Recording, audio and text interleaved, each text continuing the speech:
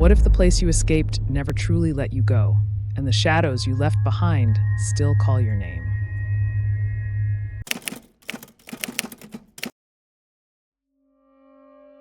Hostess of Silom, submitted by Pornchai Nithiphan. I remember that night as clearly as if it were yesterday. The bright lights of Silom Road, the music thumping from the bars, and the clinking of glasses.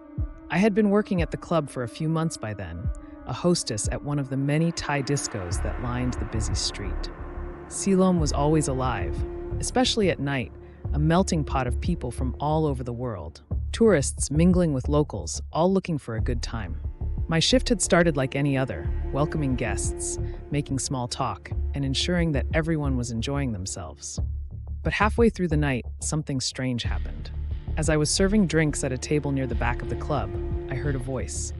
It was soft at first, barely audible over the music, but it was unmistakable. Mai, is that you? I froze in place. The voice was familiar, but it couldn't be. It sounded exactly like Nuan, a girl I used to work with at the club.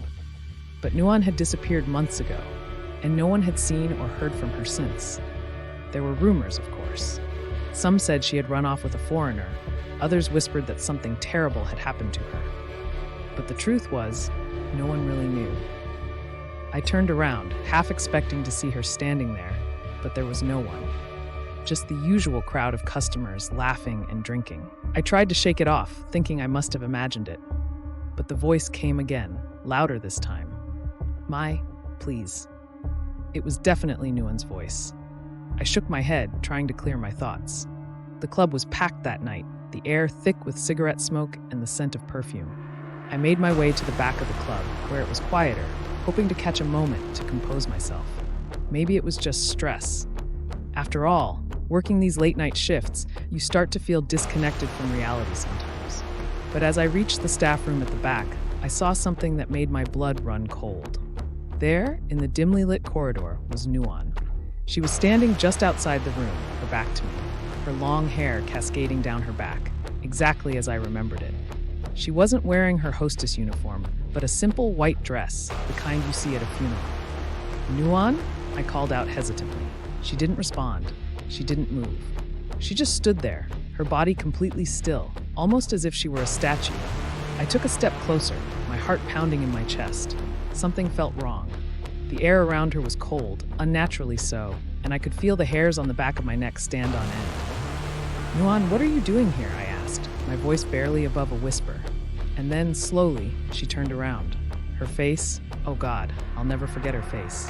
It wasn't the Nuan I remembered. Her eyes were dark, hollow, and empty. Her skin was pale, almost translucent, and her lips were twisted into a grotesque smile. She looked straight at me, but it was as if she was looking through me. I never left Mai, she said, her voice flat and emotionless. I'm still here. I stumbled back, my heart racing, my mind trying to make sense of what I was seeing. Nuan had been gone for months. How could she be standing there in front of me? I blinked, and in that split second, she was gone. The hallway was empty, and the air returned to its normal warmth. I ran back to the main area of the club, my hands shaking. No one else had seen her.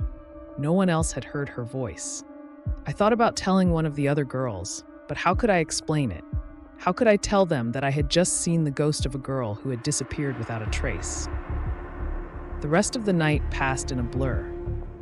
I tried to focus on my work, to smile and chat with the customers as if nothing had happened.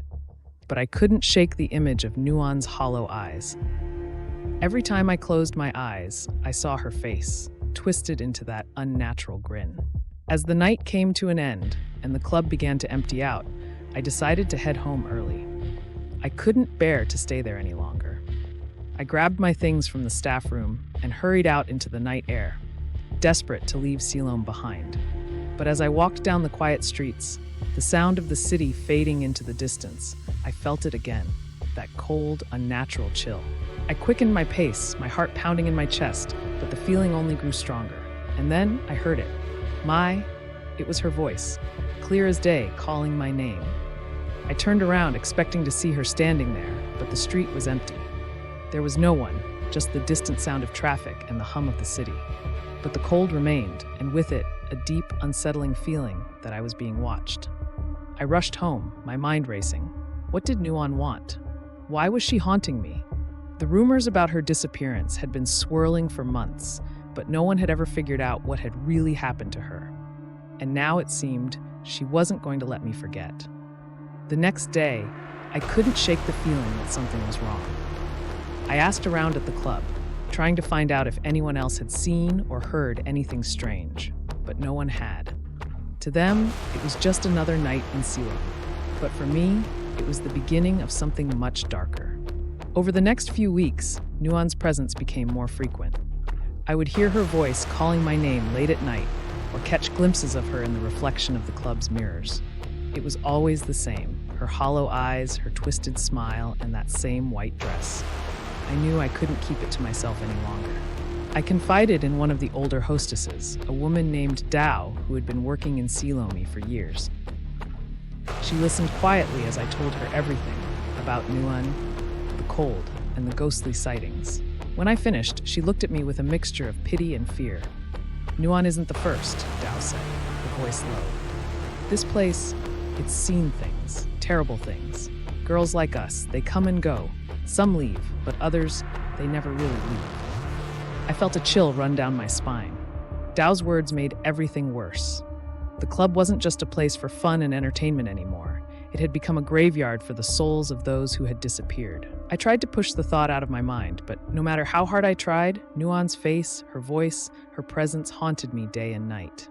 Then, one night, everything came to a head. It was a quiet evening, quieter than usual. The customers were fewer, and the atmosphere in the club felt heavy, as if something was waiting to happen. I was sitting at the bar, absent-mindedly stirring a drink, when I heard it again. My, Nuan's voice. But this time, it wasn't coming from the back of the club or the corridor. It was coming from the DJ booth, right behind me. My heart dropped into my stomach as I slowly turned around.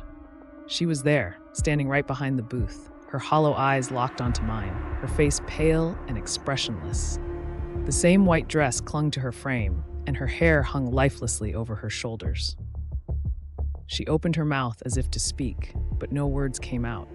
Instead, her smile grew wider, stretching unnaturally across her face, her lips cracking as blood began to drip from the corners. I screamed, but the music was too loud. No one heard me. No one noticed the figure standing behind the DJ booth except for me. I backed away, nearly knocking over a table as I stumbled to the exit. I had to get out. I couldn't stay there any longer. But just as I reached the door, the lights in the club flickered and everything went dark. Complete silence filled the air. For a moment, I thought the power had gone out, but the silence was too complete. I couldn't even hear the customers talking or moving. It was as if the entire club had been frozen in time. I turned around slowly, my breath caught in my throat. The club was empty.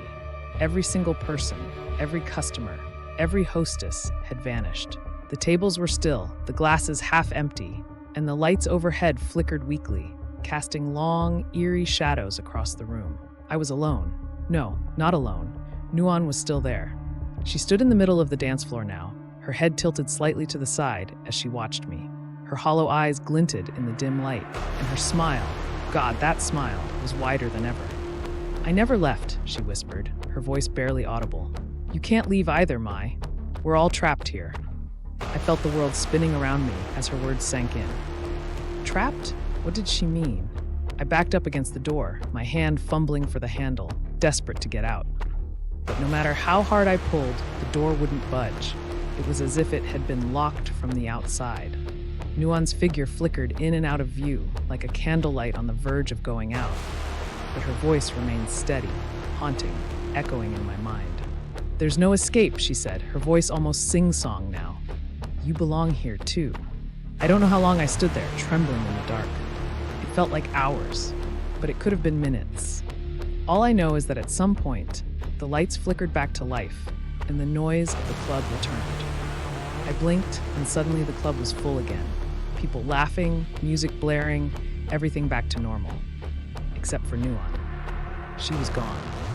I didn't waste a second. I ran out of that club as fast as I could, not bothering to explain to my coworkers what had happened.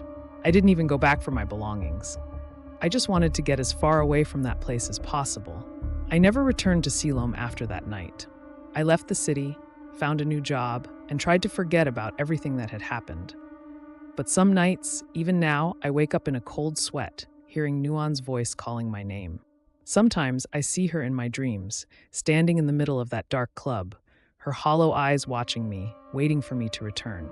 And every time, I wonder if I really did leave that place, or if part of me is still trapped there, just like Nuon.